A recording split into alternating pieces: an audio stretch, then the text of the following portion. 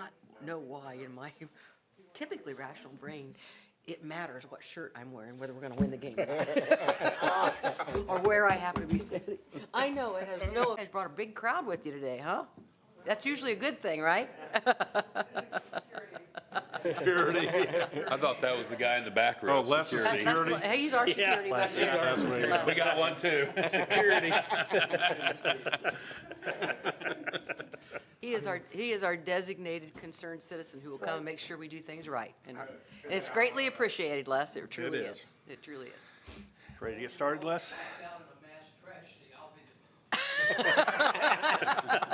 Thanks a lot. Yeah, exactly. Thanks, Les. All right. Good evening. It is 6 p.m., January the 7th, 2026. Happy New Year. Time to call to order the Board of Zoning Appeals, City of Franklin, Indiana. Bill Carson here, present. How about Mr. Nally? Here. Mr. Gruce? Here. Mr. Kemsky? Here. And Mr. Acton. Here. Also with us, we have Lynn Gray, City Attorney. We have Alex Getchell, Senior Planner. And we have Rachel Thompson, Recording Secretary. Okay. First thing we need to do is do an election of officers. We are looking for a chairman, vice chairman, and a secretary. Do I have any nominations from the board? Then we can do a slate, right? You can. Yes, you can. I would like to make a motion to approve the current officers as a slate. I second it. I have a motion and a second. All in favor? Aye. Aye. Motion passes. Sounds like a railroad job right there. Looking for a train Wait whistle, till the that's going next- right through. Next thing we need to do is, we need to appoint legal counsel. So does anyone know any good lawyers? No, but I can get back to you on something. I'll recommend somebody. I'll make a motion to appoint Lynn Gray as legal counsel. I'll second that. Okay, all in favor? Aye. Thank you, gentlemen. Passes. Thank you. Next thing is to approve the minutes from December the 3rd, 2025, not 2026. Rachel, were these yours? They were great. Okay. Any other changes? I'm not seeing none. Do I have a motion to approve? So moved. Second? All in favor? Aye. Motion passes. Next, we'll do a swearing in. So anyone who wishes to present tonight for this case, or anyone in the audience who wishes to speak either for or against the motion before the board tonight, please stand and be sworn in. Do you solemnly swear affirm any testimony to give tonight be the truth, the whole truth, and nothing but the truth, so help you God? Thank you, folks. Mr. Getchell, do we have any old business tonight? No, sir, no old business. Okay, let's proceed with new business. I see ZB 25-7 for Prime Beverage Group. Would you introduce that to us? Yes, sir. Hold up here. Okay, so ZB 25-7 is a special exception request by Prime Beverage Group at the property at 2300 Progress Drive. The property is zoned IL for industrial light zoning district, and then the comprehensive plan also designates this area for light industrial uses. The specific special exception request tonight is to allow a beverage production use in the IL zoning district. So the subject property is located on the east side of town. It's east of Jim Black Road, or 500 East, and address is actually on Progress Drive, which is the public street that was put in as part of the Sunbeam development out there. And this is a Sunbeam property that we're talking about tonight. Just a bird's eye view of the property if we need to come back to this at any point, but it's approximately a 1.119 million square feet facility, loading dock doors on the north and south sides, and then on the east and west ends, you see employee parking on either end. I believe at this time the building is completely empty, if that's right. Is there even offices in there? I don't think there is. So shell building at this time. Some additional notes about the project. As I mentioned, it would be a beverage production facility use, which is a special exception. Having talked to the petitioners a few times over the phone, They've stated there would be roughly 50 to 70 trucks a day in and out for this use, that they would have 40 to 45 employees on each shift, and they would run 4 shifts, so for a total of about 180 total employees. They would be adding some exterior storage tanks or mechanical equipment on the north side of the building only. We'll get into that here in a minute. We've got an example photo that they provided showing what that would look like. But otherwise, they're not planning to make any other changes to the property other than adding this storage tanks and mechanical equipment. And then the interior build out of the structure, but no other exterior changes. They've also stated that there would be no smoke or odors as part of any kind of emissions of the production, that the only emissions they have are actually steam emissions from the boilers. They will be using Indiana American Water for their water utility, and they have stated that they will be pre-treating the wastewater prior to discharge into the municipal sewers. So any potential issues with our municipal sewers would be pre-treated prior to leaving the property. Here's the site plan that they provided as part of their application. The blue box here, an arrow just designating the area that they're estimating that the mechanical equipment and storage tanks would be located, where that would be located on the building, again, on the north end only. They have also provided an exhibit of their statement of intent and addressing each of the decision criteria. So that's available also on your online agenda to review if you'd like. Up close, obviously you can't read it here. I just wanted to point out that it was there.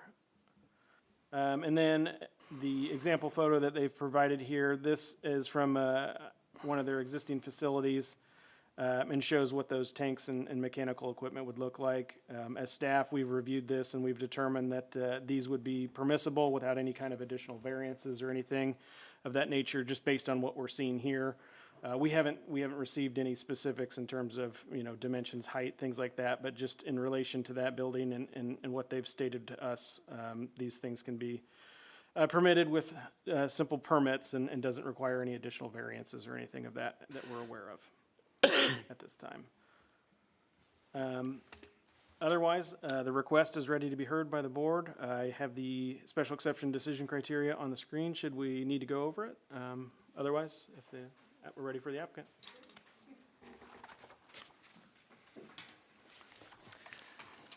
Well, good evening. My name is Andy Metzel. I'm an attorney at the Taft Law Firm, address 1 Indiana Square, Suite 3500, 46204. My pleasure tonight to be in front of you on behalf of the Prime Beverage Group. I have with me Mr. John West, and John will be speaking with you as well tonight just to explain a little bit more about the company, and you'll hear that from him. He is a vice president of the company and has more input and can answer detailed questions should you have them. Also in the audience is Mr. Jamie Chrisman from Sunbeam Corporation, so if you have any questions about Sunbeam and their development, but I think he's also here in support, which we appreciate. Thank you very much. And I don't want to belabor too many things that many of you have probably already read in their staff report, but I think that there are some things that are worth going over for sure. Not the least of which is the fact that this particular area is a little near and dear to my heart because I went to Franklin College, woo-woo. And back in the day, when you're old when you have to start things like that. You say that. Back in the day, I used to rollerblade on State Road 144 for hours, actually, and I was rollerblading out there. I was obviously in better shape, but Please, Andy, don't do that now. it's It's no, dangerous. There's absolutely no way you would do that now, but it's just hard for me to believe. I drive by and I just say to myself, wow, time has changed, but in a good way, right? I mean, things are evolving, and we're hoping that this is just one more component of that evolution, and that Prime Beverage Group can be in the state of Indiana, and not only be in the state of Indiana, but employ a lot of folks here, and also make a huge investment. So we are proposing this special exception because it is required by the zoning ordinance in the industrial light district. A beverage production facility is actually identified specifically in your ordinance, but so it is a contemplated use in the industrial light zoning district, but you have to get the special exception in order to do it. And so that's the basis of the petition. You obviously already know that, but I just want to remind you that that specific use is not only identified in the actual ordinance itself, but also in your use tables as a permitted use. So if they were over just a little bit further, the adjacent properties to them, it would actually be a permitted use without special exception. So the properties that are around it could actually operate as a beverage production facility. Those buildings just aren't suitable for it, or they're already taken. So, Jamie mentioned, Alex mentioned that the building is a large building, 119,000 square feet. When you go by it, it looks even bigger because it's massive. Only a small portion of the building will be used for offices, probably about 4,500 square feet. We identified that in our request.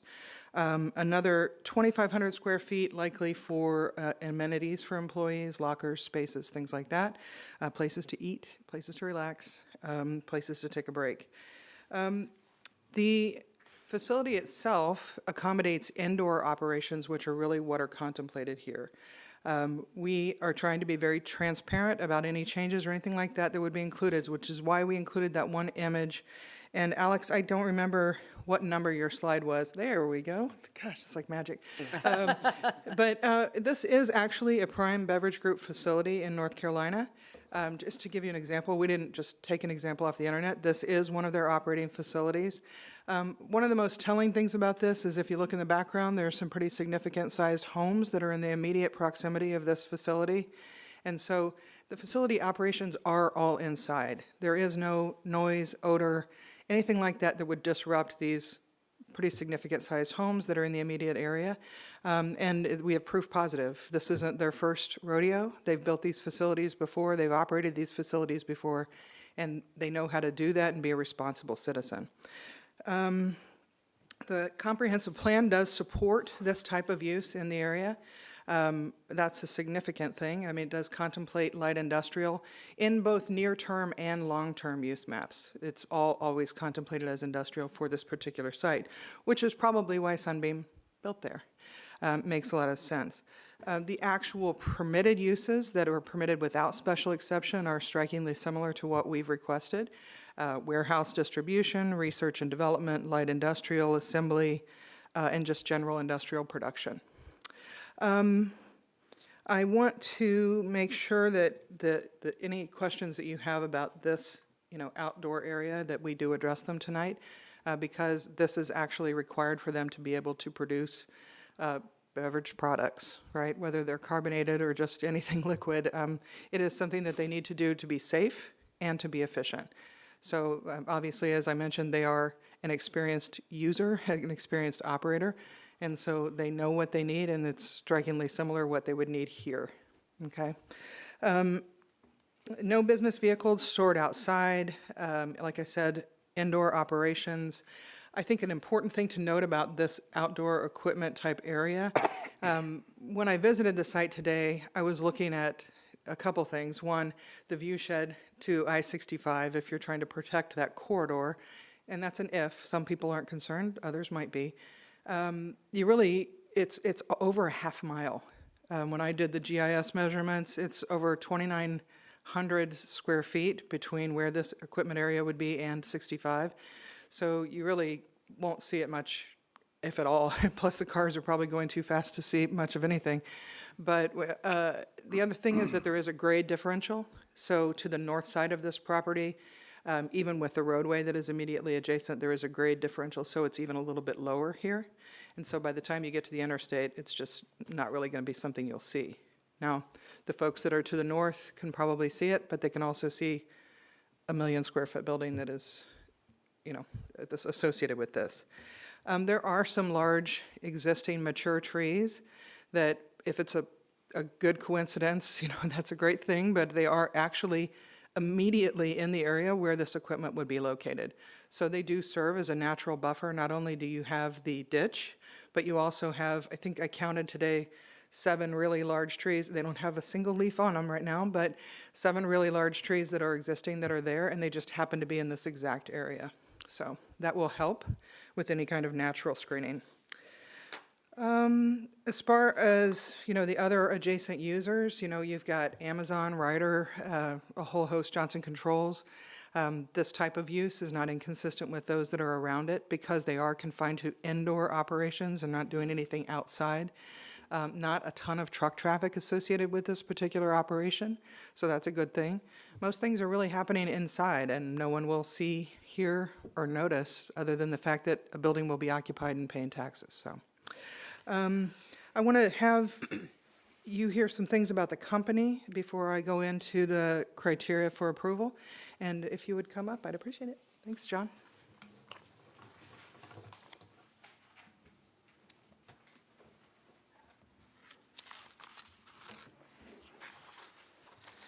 Good evening. First and foremost, I want to thank all of y'all for having us here tonight.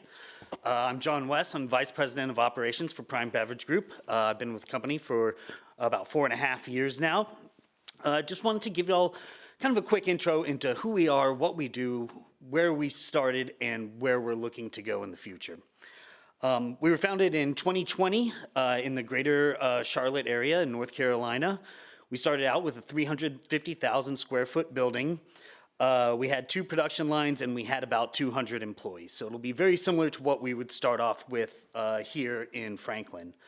We currently now have 1.2 million square feet across four campuses, and we have over 500 employees. So as we grow, which we would love to here in Franklin, like Andy had said, we would start with probably about 180 employees, but that could very easily grow to 500 plus over the next 5 to 6 years.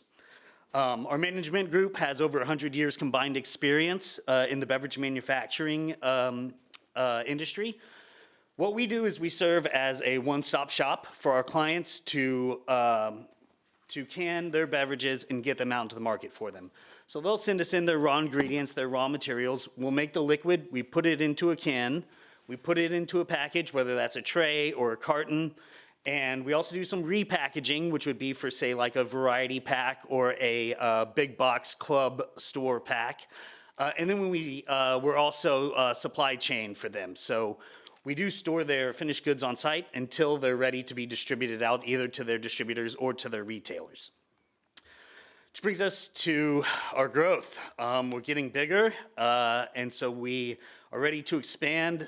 As we all know, Indianapolis, the greater Indianapolis area, it's the crossroads of America.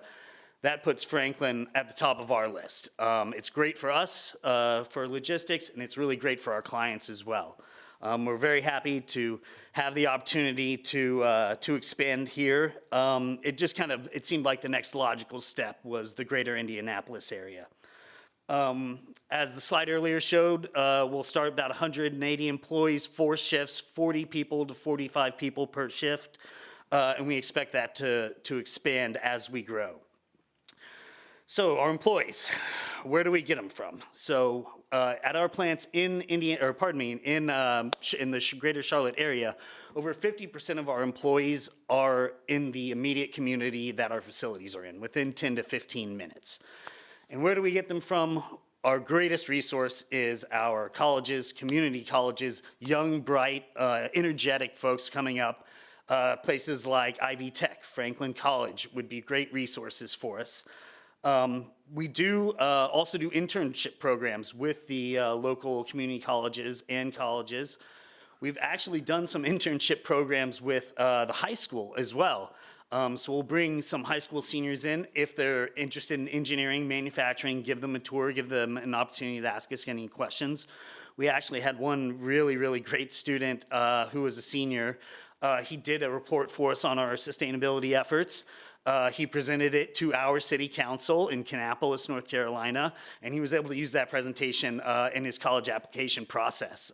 So that was a really, really great opportunity for the students as well as for us.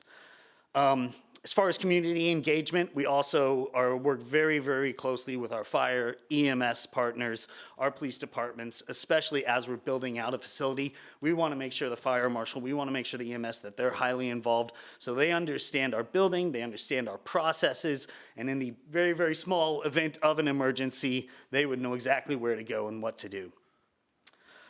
And I know that was quick and brief, but with that, I will pass it back over to Andy. Thank y'all. Usually at the conclusion of the presentation, the board will ask questions Sure. if they need to, so, yeah. We'll let you finish up and then I'll. Great. So I want to talk about the special exception criteria, which you all are obviously intimately familiar with, but there are certain things that are important. With regard to the general welfare and the approval not being injurious to the public health, safety, and welfare of the community, this exception is, like I said, already contemplated by the zoning ordinance. One of the things that I omitted from my presentation originally is that they intend to meet or exceed all the development standard requirements, so they're not seeking to deviate from them at all as part of their operations, which is important. This is an existing vacant building. I mean, it is a lovely building. It's just that it would be nice to have an end user in it and to fill that to increase the tax base of the community and also the employment numbers. The community will not be negatively impacted because, well, one, the obvious is this isn't new construction, so they don't have to go through the inconvenience of construction. Additionally, the roads have been constructed to facilitate this kind of operation plus.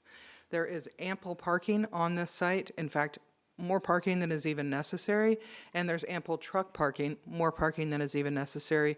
But this user doesn't require parking for trucks, so you're not going to see truck, trailer like you do at a lot of other facilities. It's just not that type of operation. Things are active and exciting and happening indoors. So the other thing is the jobs, the investment that I've already mentioned, but the public will definitely benefit from a user like this that doesn't have what I'm going to call a more controversial type operation. Reference was made to water treatment. They do treat water as required under any regulations. Some water doesn't require treatment, by the way, so as they dispose of some water, they just follow all the laws. I mean, that's basically what it is. So, yeah, obviously, if you think about what they're producing, it's consumables, so it's good enough to drink and hopefully good enough to dispose of in any kind of water systems. But they do comply with any kind of treatment requirements for certain. Development standards, as I just mentioned, they're not seeking to deviate from the development standards at all. This is, I mentioned the setback, a half a mile, more than a half a mile from I-65. It is sort of naturally screened. It's only going to be located in that area. It is approximated right now, but it's a very small area when you think about the footprint of the building itself, where this very small mechanical type of pertinent equipment will be located. As far as the ordinance intent, granting the special exception will not be contrary to the purposes of the ordinance. Well, the fact of the matter is that this particular use is actually contemplated in the ordinance, so it's not contrary to it. And we plan to abide by the ordinance requirements, which is why we've filed for this petition. As I mentioned earlier, the adjacent industrial properties, that is IG, all of those already would allow this use. It's just that because this one is IL, that we need the special exception. So you could have the same user over and over and over around us, and so it's not incompatible with the other types of uses that are around it. As far as the near-term land use maps and the long-term maps, I mentioned those earlier in the comprehensive plan. They all recommend that this property is light industrial, and so this type of use is something that is consistent with and compatible with the comprehensive plan. The last one is comprehensive plan and making sure that it will be consistent with the character. Again, I don't want to belabor the same points that I already have, but, I do feel as if a beverage production facility of this type is something that is consistent with the goals of the comprehensive plan, which are actually intended to bring manufacturing type operations, at least in this area designated in the comprehensive plan, in the immediate vicinity. So the goal is to bring operations in, and that's exactly what we're trying to do with this special exception. So I don't want to cruise through those too quickly, but I also don't want to belabor points over and over again that I think you are familiar with. Happy to answer questions. You may have some. Okay, thank you. You're welcome. At this time, is there anybody in the audience who wishes to speak either for or against the petition? Seeing none, we'll go ahead and close the public hearing then, and we'll start with questions from the board. I have a few. First of all, in regards to the water, and you mentioned the wastewater being treated before it's released back into our sewer system, and that it will be monitored to see that it is following regulations? How will that be monitored? Sure. Yeah. Do you want to? Absolutely. Do you like it when it gets tough? The lawyer always goes, That's why you're such a smart lawyer, Andy. So, actually, if you can go back to the picture of the tanks here. So in the center, there's those 3 white tanks right there. There's a wet well, the water gets dumped in that wet well, and it's measured for pH. So most municipalities, what they're worried about is the pH. They don't want it to be too acidic or too basic. So the 2 smaller tanks are acid and caustic tanks, and so those will either dose, acid for a basic or caustic for acidic to balance out the pH. And all of that's done automatically. We do monitor it physically daily, but all of the dosing and then discharge to the city, that all happens automatically. can you mention how you treated water at some of the other facilities and actually reduced the amount of water that you use, just because? Yeah, absolutely. So, and it's actually, you can see it's kind of one of the furthest tanks in the picture here. So between 2023 and 2024, we increased our production 22%. You would say, oh, you think, well, with that increase, you probably increase your wastewater about 22%. We actually reduced our wastewater 70% over that exact same time. And it was by adding these cooling towers in the back, or it's called a cooling tower. It's not actually a tower. It's just a tiny little room. But what that does is that allows us to reuse all of our water for our pasteurizers. So for the first year or 2 years, there was a lot of, it was a lot of water going down the drain, but it was just regular H2O that didn't need to be treated. But by installing this equipment, which we would install here in Franklin, it reduced our wastewater by 70%. Yeah, that was going to be my next question, so thank you. Yeah. Next thing, you seem to enjoy a good reputation for regulatory compliance. No significant violations that I can find. Good job there. Employee safety, no significant violations. Again, good job there. What I did find was in regards to employee satisfaction. On Indeed, you guys have only a 1.8 out of 5 rating on Indeed for employee satisfaction. The cons being the long hours, management, working conditions, high turnover, and limited advancement. So my question for you is, what could you do differently here in Franklin to improve on that? Sure. Well, I think starting fresh is going to be really important for us. I think the group that started this, and it was running for about a year before I got in there. A lot of them were new, and I think bringing the experience that we've gotten over the last 5 years will really help. I think hiring more from the community colleges and Franklin College will really help, because getting younger folks in here really helps with advancement. I think that, you mentioned long hours. Those hours, just so y'all aware, are pretty standard for our industry. So it's a 12-hour shift, but it's a 2-2-3 schedule. So you work 2 days, you're off 2 days, you work 3 days, and you work 2 days, off 2 days, or off 2 days, work 2 days, off 3 days. That's very standard, and most of our employees, I've never heard a complaint from them. Everybody loves it because every other week you get a 3-day weekend.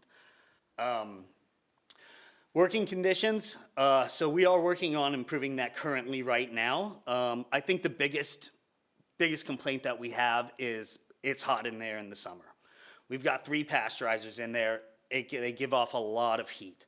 So we're actually, this April, what we're going to be doing is we're going to be installing some giant ventilation fans over all the pasteurizers, as well as in our filler rooms. And I think we would install those ahead of time here. Like I said, it's one of those things that we kind of learned. And also, I don't think it's quite as warm in the summer times here in Indianapolis as it is in North Carolina. Okay, good answer. Any other questions from the board? I want to go back to the tanks, spill containment. You said add the caustics, the acids. What do you guys have a plan in the event, God forbid, you should have one? What kind of plan or do you have something in place for that? So we do. So the the city that we're in right there obviously does not require spill containment. You can see on those first 3 tanks that there is a spill containment wall there. If required, we absolutely could put a wall around it at first spill containment. Those are, I believe those are carbon fiber tanks. So they are pretty sturdy. But we do have spill containment kits and things like that that we always keep on hand. So when the trucks come in to fill these tanks, there's a plan for that, if something should happen to break? Yes, absolutely. Yeah, you should have a regulatory requirement here for a spill prevention plan to be in place. Sure. Yeah. Any facility this size with production like this will have to have one. Yeah, hence Alex's 4th commitment, I think, compliance with all federal and applicable state and local Okay, thank you. regulations. Yeah. Any other questions? Okay, seeing none. I think we're ready for staff recommendation. Okay.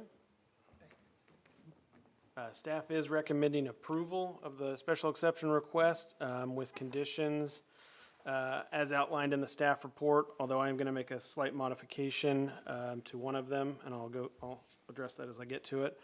So for the proposed condition, A being that special exception approval is for a beverage production facility use and runs with Prime Beverage Group LLC and its affiliates, subsidiaries, successors, and assigns at the subject property, 2300 Progress Drive, Franklin, Indiana. Specifically, all those extras added in, it was specifically requested by the petitioner that it run with everyone afterward as well. As part of special exception request, it typically would only run with the applicant. They're asking for it to proceed forward with any successors and everything. You're welcome to explain that too. I think that we were trying to make sure that we didn't limit it to just the initial LLC. They typically set up with a single-purpose entity for this facility, and I just think things are going quickly, and they haven't set up that entity yet, which would actually operate here should they get your approval. So we just wanted to make sure that we didn't have a problem with transferring this approval to the new entity that they would be setting up. But it's not, if you notice, I mean, the language that we use, we tried very hard to make sure that we weren't using, we're not trying to transfer this to some other user that you haven't had any exposure to. This is all something under Prime Beverage Group.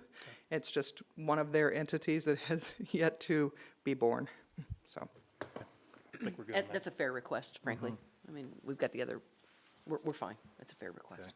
Sure. And then proposed condition B, this is the one I'm going to change slightly based on some new information I heard tonight.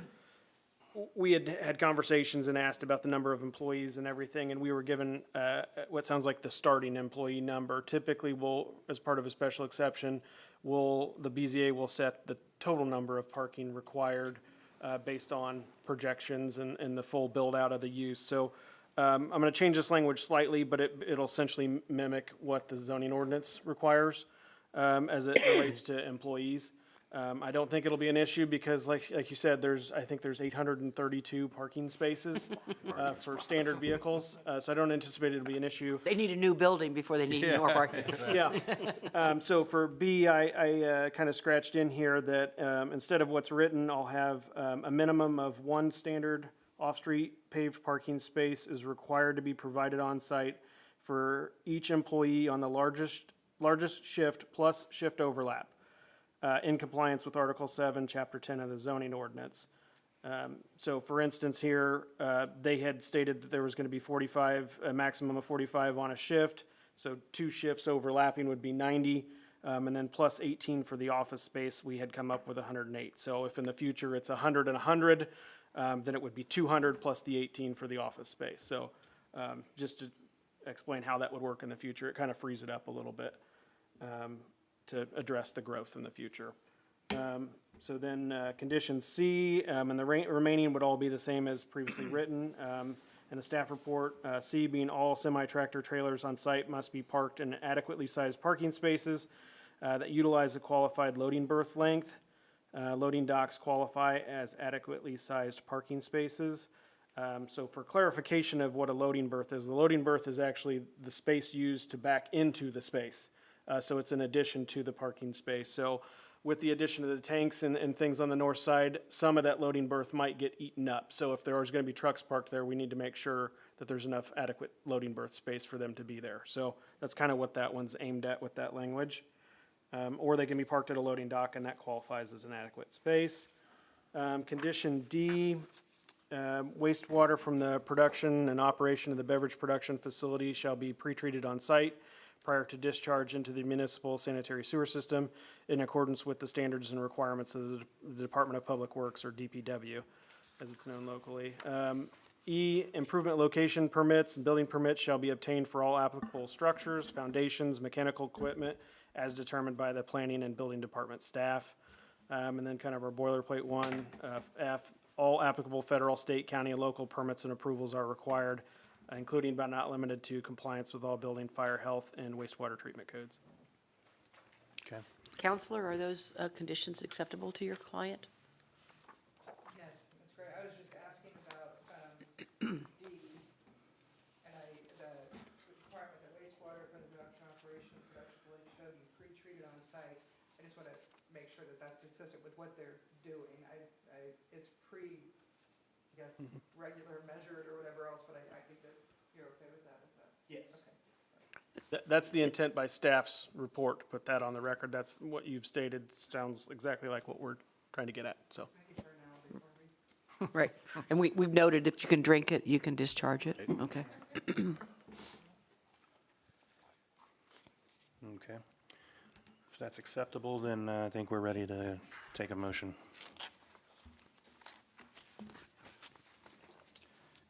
I motion that we approve ZB 25-7 as is with the requirements. Subject to the staff's recommendations? Yes. Okay. Second. I have a motion and a second. So let's vote. Mr. Nally, Yes. Mr. Gruce, Yes. Mr. Kemsky, Yes. Mr. Acton, Yes. and the chair votes yes. Congratulations. Andy, excellent presentation. Yes, it was We very wish everybody had this much detail. Thank you. You come home to Franklin every once in a while, okay? Come on back. And John, if you're responsible for the 60-degree weather we got here today, you come back too. Keep it coming. All right? All right. Because it doesn't happen very often in January, so. And good job on the written findings of fact as well. Yeah. I felt like I was reading one of my own, Yeah. so I was like, this is great. So Yeah, well, I appreciate it. yeah, because I really do appreciate Makes it. it Thank easy. you very much. You made it harder on my own because I felt like I couldn't plagiarize you, so. Good.